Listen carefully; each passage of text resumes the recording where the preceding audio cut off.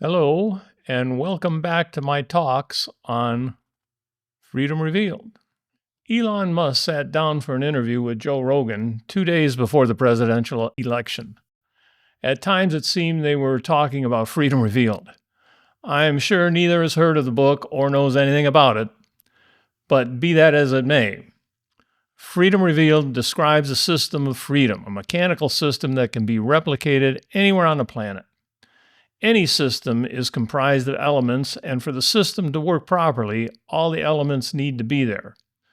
Musk and Rogan were talking about the elements of the system of freedom. They just didn't know it. So I thought I'd help them out.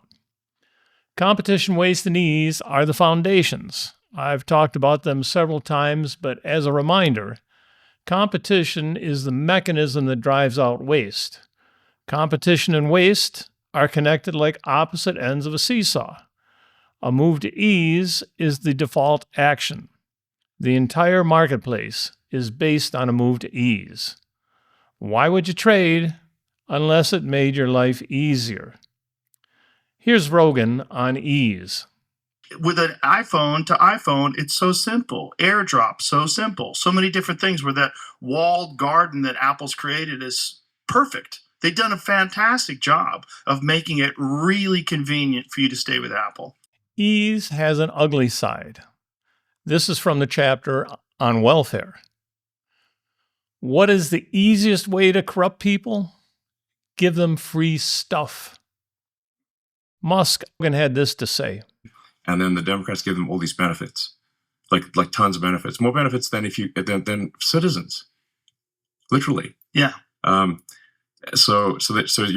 beholden to the Democrats for all these benefits. In my chapter on education, I wrote, "School should prepare our children to enter the marketplace.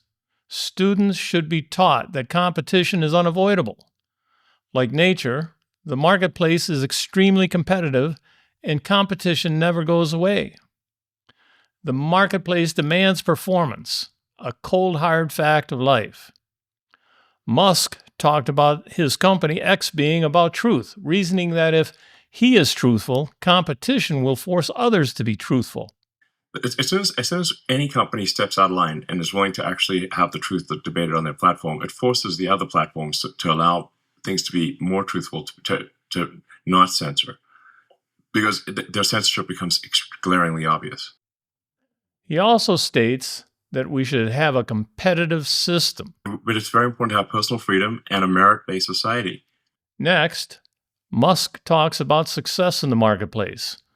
In a system of freedom, you are a success when you can take care of yourself. In other words, are an adult. From the book, an adult pays for his needs and wants by exchanging his thoughts and labor in the marketplace. The ability of people to take care of themselves and act in a manner that does not require coercive government oversight is a pillar of a system of freedom. America being a land of opportunity means that we have an environment where you succeed as a function of your hard work and skill. We just want people to succeed based on their skills and their hard work. A central observation from Freedom Revealed is that the marketplace is a competitive system while government is a non-competitive system. It makes all the difference. In a competitive system, waste is continually eliminated, which inevitably leads to prosperity. Like for a lot of people who've been in academia or, for all these like sort of socialist communist types, like they've never actually made anything. So they're operating on the premise that there's this magical horn of plenty that just outputs goods and services. And if someone's got more goods and services than someone else, it's because they took more from this magical horn of plenty. And I'm like, guys, there's no magical horn of plenty. There's no cornucopia. It's actually goods and services come from people working collectively, doing a lot of hard work to produce the goods and services that you like, and that you need. You do want specialization of labor. You do want countries to be really good at a particular thing and make that thing. Also, it encourages innovation if you have competition. If the Germans are making better cars, we have to make better cars. We have to compete with them. Like trade improves prosperity. This is important. So you don't actually want to make everything yourself. Waste is the necessary end result of a non-competitive system. Here's what Musk had to say about waste. an important element in a system of freedom and one that we continually need to be aware of. Yeah, I mean, the idea is pretty simple. Is that like we've got uh, this suffocating, massive federal bureaucracy, and we need to, that is, and the government spending is like bankrupting the country. This is crazy. So we've got this vast, suffocating federal bureaucracy that just gets bigger every year, and eventually you get to the point where everything's illegal. You can't get anything done. I mean, you can look at sort of, like when East Germany and West Germany got back together, everyone was basically working for the government in East Germany. And it was really inefficient. And that like their economic output was like, in East Germany was like, a quarter of what it was in West Germany because everyone was working for the government. And Right. The government's like fundamentally inefficient. Here is how the book describes bureaucracy. In the marketplace, the decision process coincides with and is driven by productivity. It is important to make decisions and get things done. In government, on the other hand, an individual learns how not to make a decision, or better yet, to just say no. The decision-making process is spread out over several layers, meaning several committees and several individuals. There is no quick decision. Everything takes time to go through the system. The concept of productivity is totally lost. Now let's see what Musk had to say about it. So because they will have to meet with each other.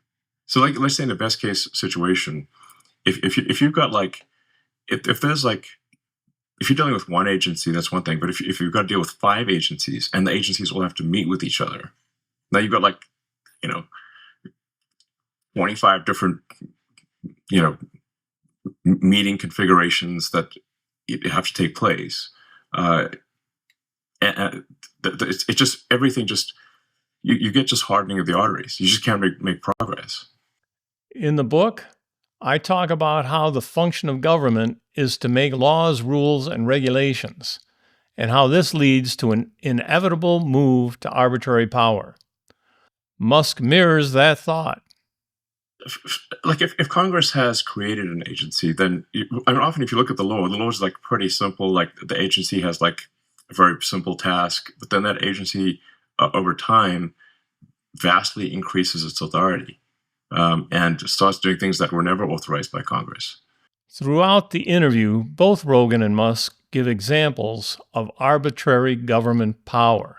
But that's the reality of the world that we live in, is that tyranny is possible and it exists other places, and it's slowly existing. It's slowly rearing its head in the UK.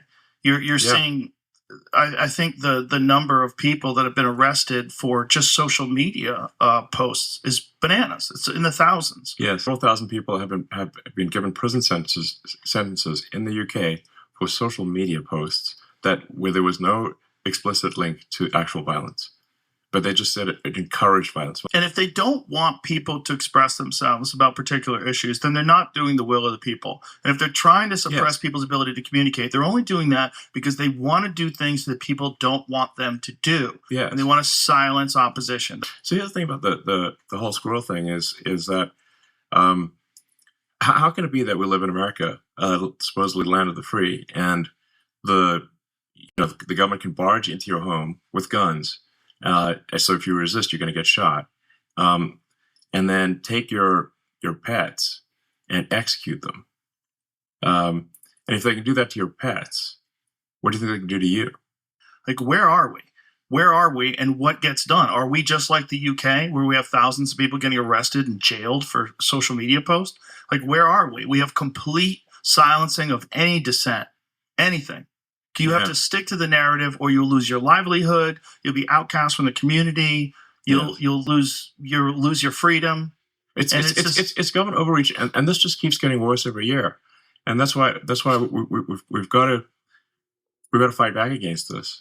Yes, we need to fight back against the arbitrary power of government, and the way to do that is with a strong constitution. Here is how I described a constitution. A constitution is the invention that takes the stick out of the government's hand. A constitution removes the government's ability to use the stick to force citizens to do what it wants.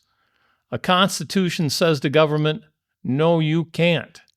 It is the law of the land, and when it is a strong constitution limiting government power, the people stay safe from dictatorial, arbitrary abuse.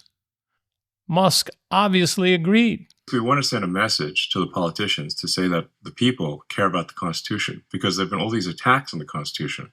They've been, especially on the Democrat side, they've been repeatedly saying that the First Amendment is an obstacle. And they're claiming, oh, the First Amendment is enabling disinformation, misinformation. And I'm like, yo, there's a reason for the First Amendment. Like freedom of speech. The reason that the founders of the country put the freedom of speech there is because they came from countries where if you spoke your mind, you would get shot or imprisoned. Joe Rogan summed up the difference between government and the marketplace pretty darn well. If you can prove that there's a lot of wasted time and resources, which I think is pretty easy to do. Yeah. And if you could say that this is not the most efficient, like the most efficient businesses are generally private businesses or a company, because they kind of have to be in order to stay profitable. Yeah. The government doesn't have to be profitable. Right. They don't have to be efficient. They don't have competition. Yep. So if you're making cars and your cars break down, they suck, and someone makes cars and the cars are better, they're going to succeed. So this is the free market. The government doesn't have this problem when they're in charge of certain things that could probably be better served by the public, but by the private sector. My guru and mentor while writing Freedom Revealed was Benjamin Franklin, the genius of the Founding Fathers. Franklin had this to say about freedom of speech. In those wretched countries where a man cannot call his tongue his own, he can scarce call anything else his own. Whoever would overthrow the liberty of a nation must begin by subduing the freeness of speech. Musk summed everything up rather well, but I wish he had replaced democracy with a system of freedom. If you don't have freedom of speech, you don't have democracy. Okay, because if you don't have freedom of speech, people cannot make an informed vote. If they're just being fed propaganda, and there's no freedom of speech, democracy is an illusion. So freedom of speech is the bedrock of democracy. That's why freedom of speech is the First Amendment. Once you lose freedom of speech, you lose democracy. Game over. That's why I bought Twitter. I think that the Rogan Musk interview was a big part of Trump's victory. How big, we will never know. The important thing for me is that we again have hope, that this nation shall have a new birth of freedom, and that this government of the people, by the people, for the people, shall not perish from the earth. Freedom is a system. It is mechanical. It is comprised of elements. Rogan and Musk were hitting on most of the elements, but it was obvious they didn't understand the system, and that's a problem. If you don't know how something works, how do you fix it? My hope is both will become warriors in promoting a system of freedom, not only in the United States, but throughout the world. I can't end without one last element. In the book I wrote, we love to laugh. Laughter is fun. It is a very important but underappreciated part of human life. Here is Musk. One of the things we want to show is like look, we want a future where comedy is legal. Yes. Obviously, as a comedian, I think you would agree. I definitely agree. We want to legalize comedy, Yeah. It's time to laugh again. Until next time, we'll talk to you then.